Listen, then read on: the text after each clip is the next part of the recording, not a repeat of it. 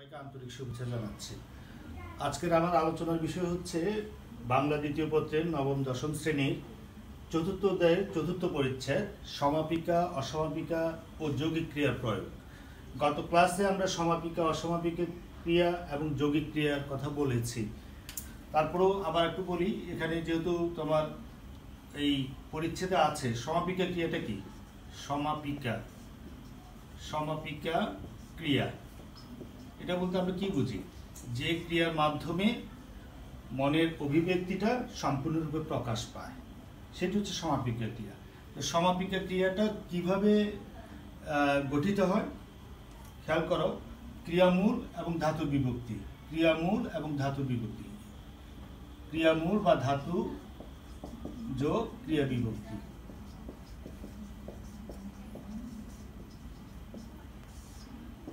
এটি হচ্ছে সমাপিকা ক্রিয়া। সমাপিকা ক্রিয়া তোমরা এর আগে পড়েছ যে সকর্মক হতে পারে, অকর্মক হতে পারে এবং দ্বিকর্মক হতে পারে। যেমন সকর্মকের একটা উদাহরণ, করিম বই পড়ে। আমি লিখলাম যে করিম বই পড়ে। কি পড়ে? বই। বইটা হচ্ছে কর্ম। সুতরাং এই পরে ক্রিয়াপদটা হচ্ছে সমাপিকা ক্রিয়া। ঠিক আছে। আবার এই সমাপিকা ক্রিয়া অকর্মক হতে পারে, এটি হচ্ছে সকর্মক। অকর্মক হতে পারে, অকর্মক যেখানে কর্ম নেই, অকর্মক। করি সারাদিন খেললো, তাহলে এখানে কর্ম নাই, কি খেললো, কাকে খেললো নেই, এটি অকর্মক ক্রিয়ার উদাহরণ, খেললো। আবার দ্বিকর্মক হতে পারে, দুটো কর্ম থাকতে পারে। যেমন আমি তোমাকে একটি কলম উপহার দেব। এখানে কর্ম কোথায়? একটি কলম। কাকে দেব? তোমাকে। কি দেব? একটি কলম। সুতরাং দুটি কর্ম আছে। যে ক্রিয়াপদে দুটো কর্ম থাকবে সেটি হচ্ছে দ্বিকর্মক ক্রিয়া। তো সমাপিকা ক্রিয়াটা আমরা জানি তাহলে কিভাবে গঠিত হয়। ধাতুর সাথে এই যে কালের ব্যবহৃত হবে, কাল এবং পুরুষ অনুযায়ী ক্রিয়া বিভক্তিটা যুক্ত হবে। এভাবে সমাপিকা ক্রিয়াটা গঠিত হয়। এরপর আসে অসমাপিকা ক্রিয়া। অসমাপিকা ক্রিয়াটা কিভাবে হবে? অসমাপিকা ক্রিয়াটা হবে তোমার ধাতুর সাথে যে কাল নিরপেক্ষ। এখানে টেন্সের বিষয়টা মুখ্য না, কাল নিরপেক্ষ। কাল নিরপেক্ষ এই যে বিভক্তিগুলো ইয়া বা এ, সেটাকে আমরা যদি চলিত রীতিতে বলি। তারপরে ধরো এই ইতে বা তে, হ্যাঁ, অথবা ইলে বা লে, এই কাল নিরপেক্ষ এই বিভক্তিগুলো যুক্ত হয়ে অসমাপিক ক্রিয়াটা গঠিত হবে। যেমন আমরা একটা উদাহরণ দিতে পারি। এই লিখলাম যে যত্ন করলে রত্ন মেলে। এখানে এটি হচ্ছে সমাপিকা আর এটি হচ্ছে অসমাপিকা। দেখো করলে ইলে বা লে, করলে, খেয়াল করেছ চলিত রীতিতে। তাহলে আমরা শিখলাম যে অসমাপিকা ক্রিয়াটা হচ্ছে ধাতুর সাথে কাল নিরপেক্ষ এই বিভক্তিগুলো যুক্ত হয়ে অসমাপিকা ক্রিয়া গঠিত হবে। আচ্ছা, এখন আসো এই অসমাপিকা ক্রিয়ার কর্তা। অসমাপিকা ক্রিয়ার কর্তাটা খেয়াল করো।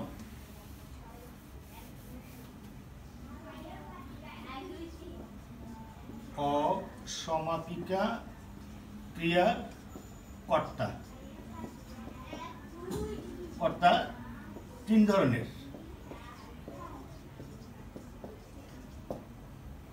নাম্বার বলা হয়েছে এক কর্তা।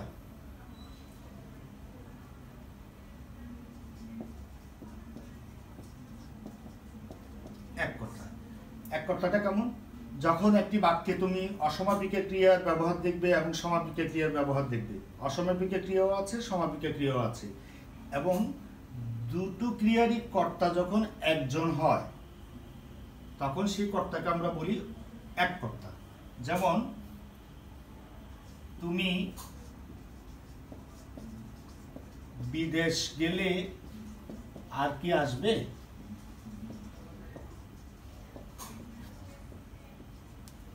আর কি আসবে? খেয়াল করো, আর কি আসবে বিদেশ গেলে। এখানে তোমার ইয়েটা কোনটা? অসমাপিক ক্রিয়াটা গেলে, সমাপিক ক্রিয়াটা আসবে।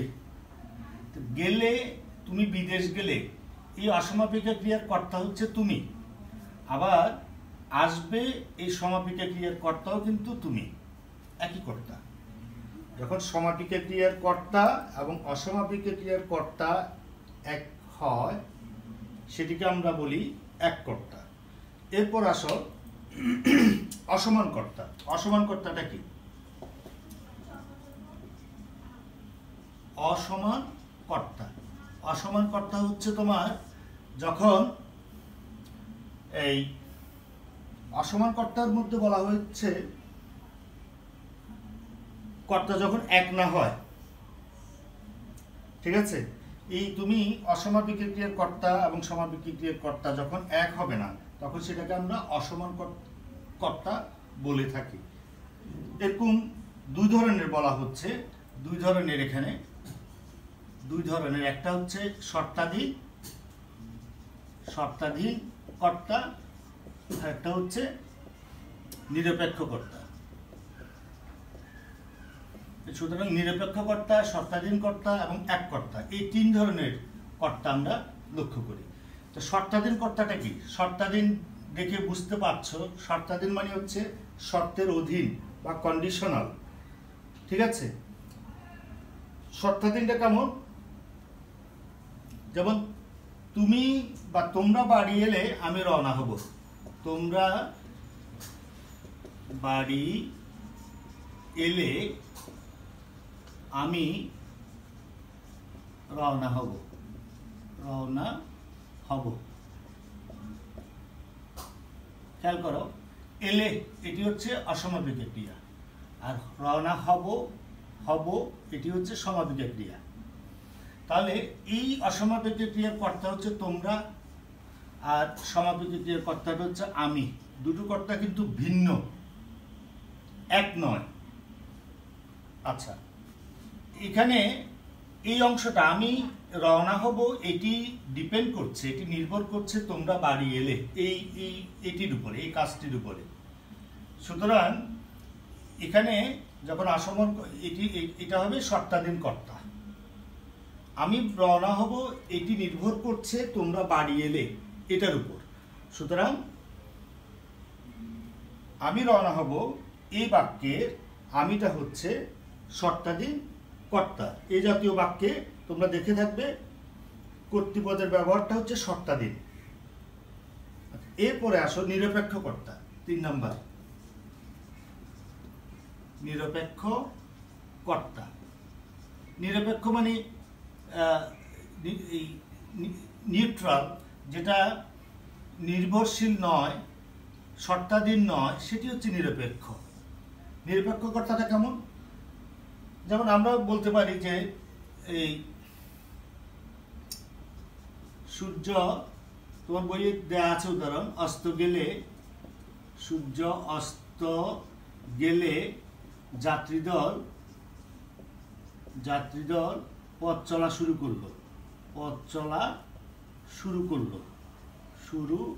করলো।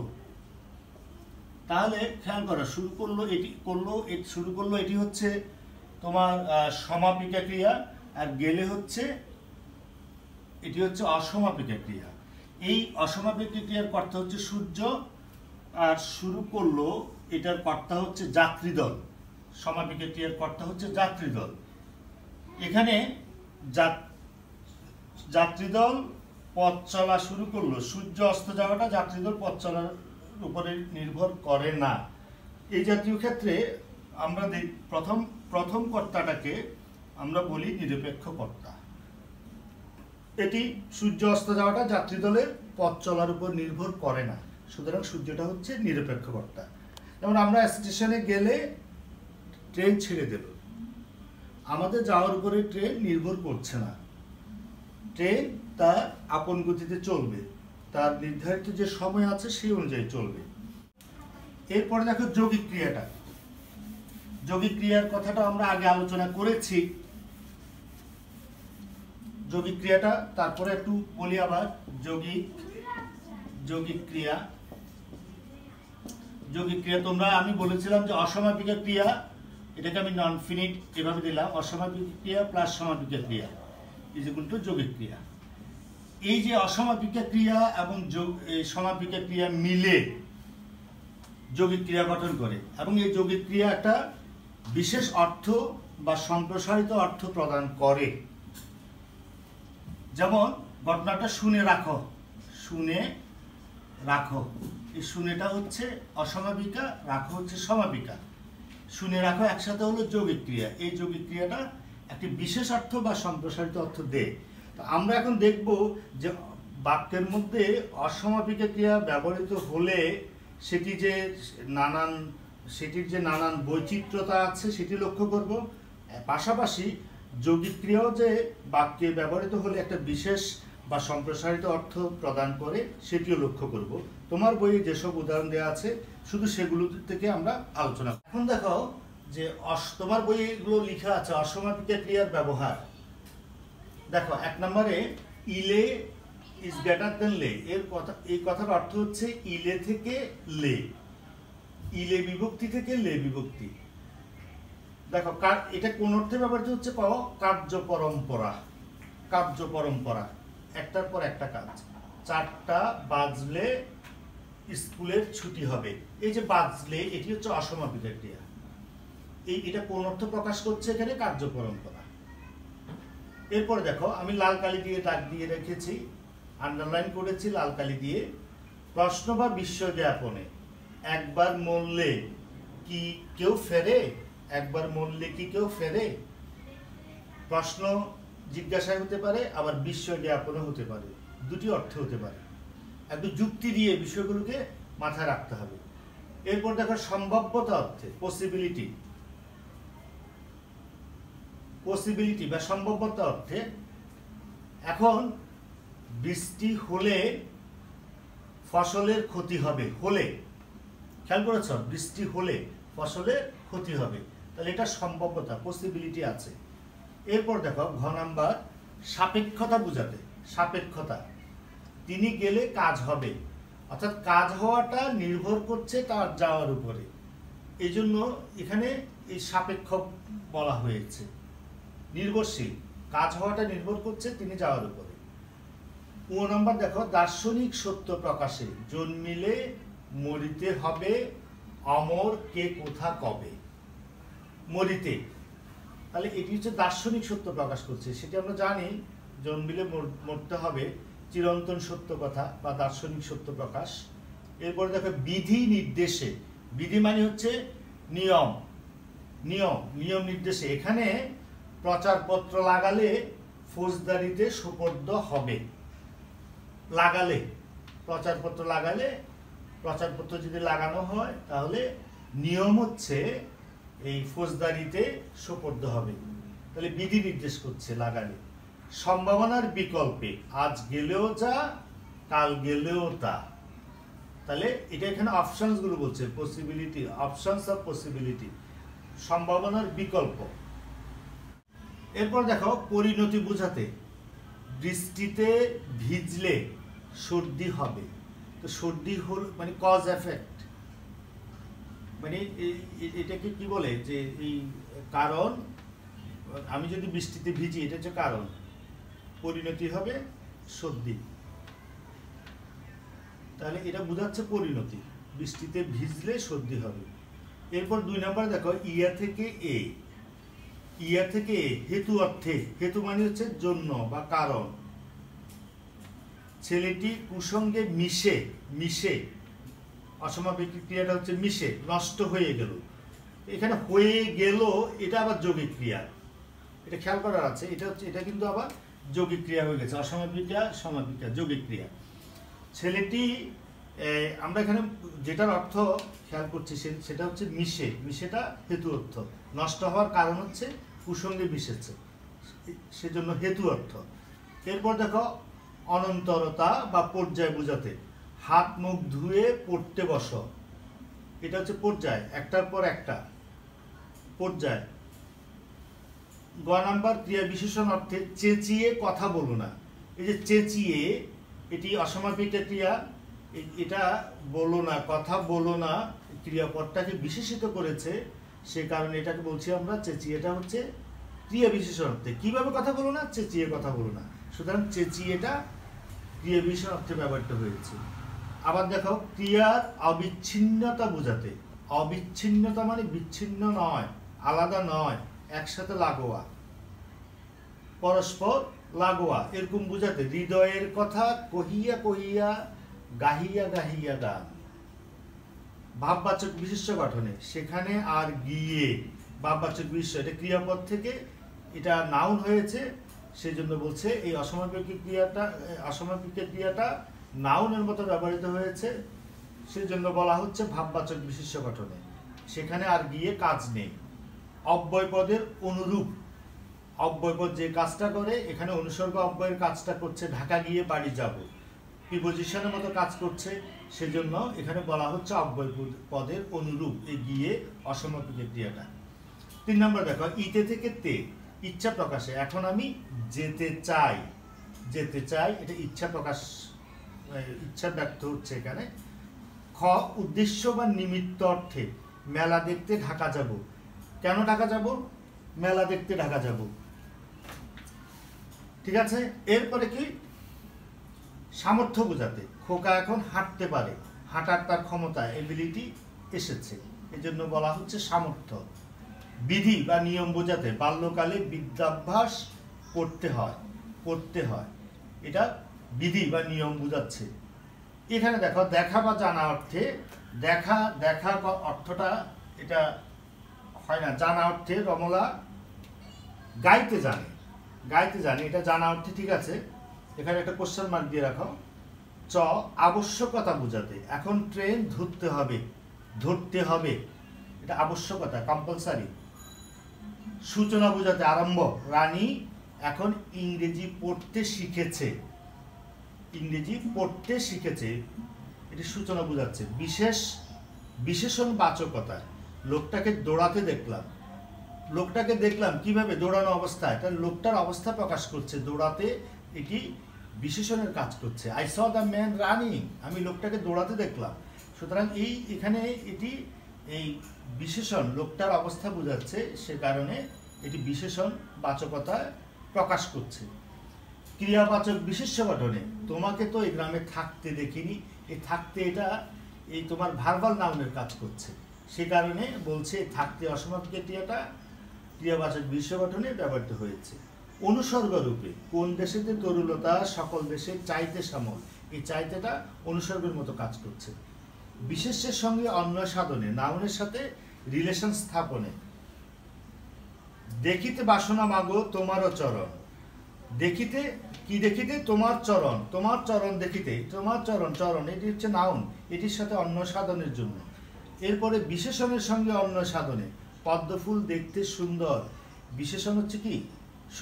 সুন্দরের সাথে অন্বয় সাধনের জন্য এই অসমাপিক ক্রিয়াটার ব্যবহার আমরা এখানে লক্ষ্য করছি। 4 নাম্বার ইতে থেকে তে, নিরন্তরতা মানে কি? অবিরাম, কন্টিনিউয়াস, বিরামহীন, লাগাতারে। কাটিতে ধান এলো বর্ষা। সমকাল বোঝাতে, সমকাল মানে আমরা ওই একই সময়, সমকাল মানে একই সময়, হ্যাঁ, সাইমালটেনাসলি যেটাকে আমরা বলি সমকাল, একই সময়। যেমন সেউক্তিতে পদদেবী রাখিতে সেউক্তি হইল সোনা দেখিতে। সেউক্তিতে মানে দেবী সেউক্তিতে পা রাখতে সেউতিটা সোনায় দেখতে সোনায় পরিণত হলো। তোমরা এটা করেছো, no no sooner had you reach the station then the train left, অথবা as soon as we reach the station the train left. স্টেশনে আমরা পৌঁছা মাত্র ট্রেন ছেড়ে দিল, স্টেশনে পৌঁছতে না পৌঁছতে ট্রেন ছেড়ে দিল, সেটি হচ্ছে সমকাল বোঝাচ্ছে। এই হচ্ছে আমার অসমাপিক ক্রিয়ার ব্যবহার তোমার বইয়ে যেগুলো দেয়া আছে। এখন কথা হচ্ছে এগুলো কি করে মনে রাখতে হয়। এগুলো এইভাবে যুক্তি দিয়ে যদি তুমি দুবার, কমপক্ষে দুবার, সর্বোচ্চ 3 বার পড়ো, ইনশাল্লাহ তোমার আয়ত্তে চলে আসবে এবং এখান থেকে প্রশ্ন আসে। আচ্ছা, এরপরে আমাদের দেখো যৌগিক ক্রিয়ার প্রয়োগগুলো দেখালাম। যৌগিক ক্রিয়াটা একটু আগে বলেছি এটি বিশেষ অর্থ বা এই সম্প্রসারিত অর্থ দেবে। যৌগিক ক্রিয়াটা কিভাবে গঠিত হয়? অসমাপিক ক্রিয়া এবং সমাপিক ক্রিয়া মিলে একসাথে যৌগিক ক্রিয়া গঠিত হয়। আচ্ছা, এখন কোন অর্থে ব্যবহৃত হয়েছে সেগুলো একটু খেয়াল করতে হবে। যেমন বৃষ্টি, এখানে দেখো 1 নম্বরে যা ধাতুর, যা থেকে কি করলাম আমি? গেল, ফার্স্ট ইনডিফিনিট টেন্সে গেল। বৃষ্টি থেমে গেল, এই যে থেমে অসমাপিকা, গেল সমাপিকা, দুটো মিলে একসাথে হলো যৌগিক ক্রিয়া। এই যৌগিক ক্রিয়াটা কোন অর্থ প্রকাশ করছে? এটা সমাপ্তি, শেষ হয়ে গেছে বৃষ্টি।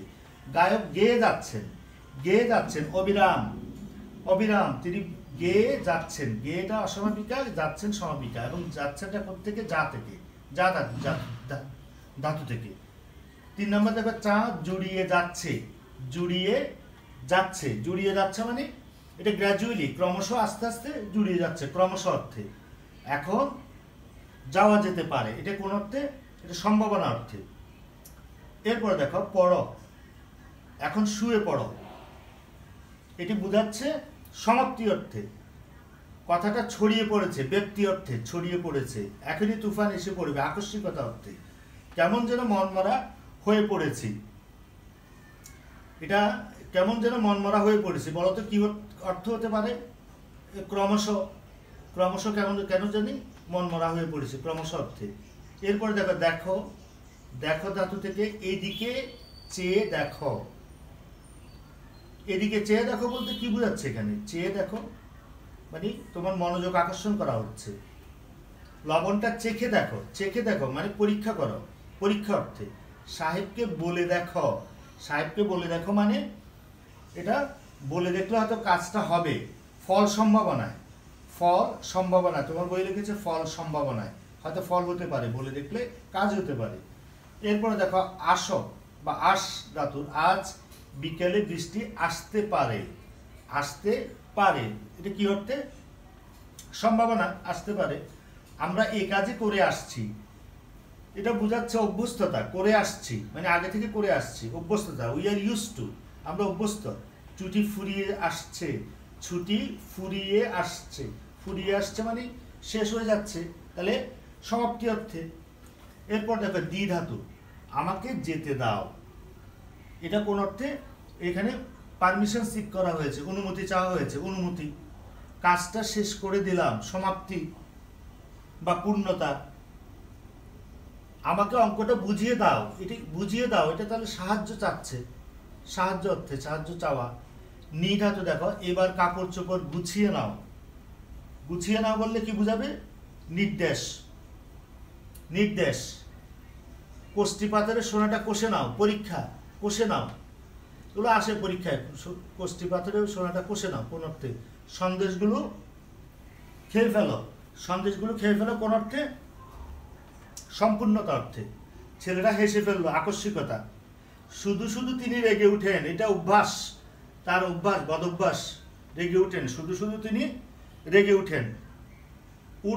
উঠ ধাতু থেকে। তো এখানে আরো কয়েকটা ছিল, আমি 5টা ছিল, এই 3টা লিখেছি। এসব কথা আমার সহ্য হয়ে উঠে না, এটা কি? সামর্থ্য অর্থে। আরো তোমার ছিল, বইয়ে ছিল যে ঋণের বোঝা ভারী হয়ে উঠেছে, এটা ক্রমান্বয়তা বোঝাচ্ছে। তারপরে সে হঠাৎ চেঁচিয়ে উঠলো, আকস্মিকতা বোঝাচ্ছে। হ্যাঁ, আমার আর থাকা হয়ে উঠলো না, এটা সম্ভাবনা অর্থ বোঝাচ্ছে। তারপর দেখো 9 নম্বর দেখো লাগ ধাতু, খোকা কাঁদতে লাগলো মানে অবিরাম, কাদা বন্ধ করেনি, অবিরাম অর্থে। এখন কাজে লাগত দেখি, আমি আন্ডারলাইন করেছি সবুজ কালি দিয়ে, অর্থাৎ অসমাপিকা সমাপিকা। কাজে লাগত দেখি, এটা কোন অর্থ? এটা সূচনা, আরম্ভ করা। এখন কাজে লাগতো দেখি, থাক, এবার ভাবতে থাকো। এটা নিরন্তরতা, অবিরাম ভাবতে থাকো, বন্ধ হবে না, ভাবতে থাকো।